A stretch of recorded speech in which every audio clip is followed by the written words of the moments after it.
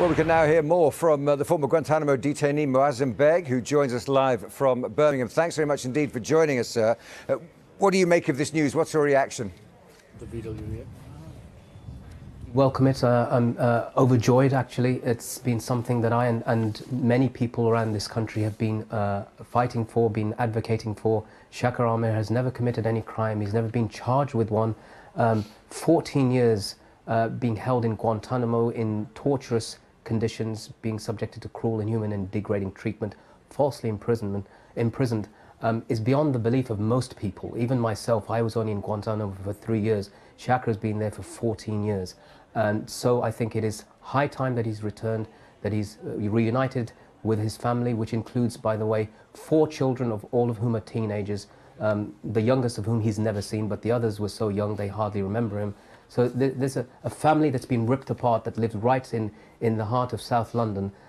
This is not a case that's connected to a despotic third world regime country. This is the United States of America with its closest ally, Britain, finally, after 14 years, being able to return this man to his home. How do we make sense of the existence of Guantanamo? How do we explain to someone who's never heard of Guantanamo Bay and the prison why someone would be kept there for 14 years without trial and undergo extreme hardships, as you say? How do we explain that? What do you think it's all about?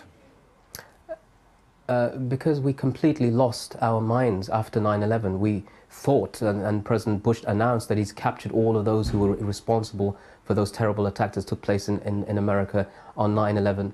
But the reality is, out of the 800 people who've been held in Guantanamo over these years, only one person has been charged with anything connected to 9/11. Everybody else has either been released, including myself, or has been designated for release, or a handful have been charged for crimes that are unrelated to 9/11. So in reality, what should have been said by both President Bush and Obama is that, sorry, we got it wrong. We're holding a bunch of innocent people there, and innocence is determined by the fact that they've never been charged with a crime, despite the fact that they've been interrogated by the world's most powerful law enforcement and intelligence agencies. So the previous election of this US President, Obama, he made it a promise that he would get rid of Guantanamo Bay. Why has he found it so hard to do so?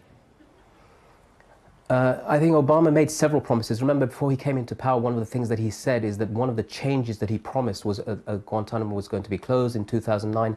After taking presidency, he signed an order for the closure of Guantanamo. He's not been able to realize that. He's been getting all sorts of blockages from within Congress, but also from within the military itself. And I find that really odd, because Obama's role in the United States, amongst also, which includes being the president, he's also the commander-in-chief of the US forces, meaning that he's in charge of Guantanamo as a military commander. So if he orders the release of someone, they must be released. Because some of the military men are trying to be hawkish and saying that we need to be extra careful that these people don't go back to the battlefield, as it were, which suggests that they were in the battlefield to begin with.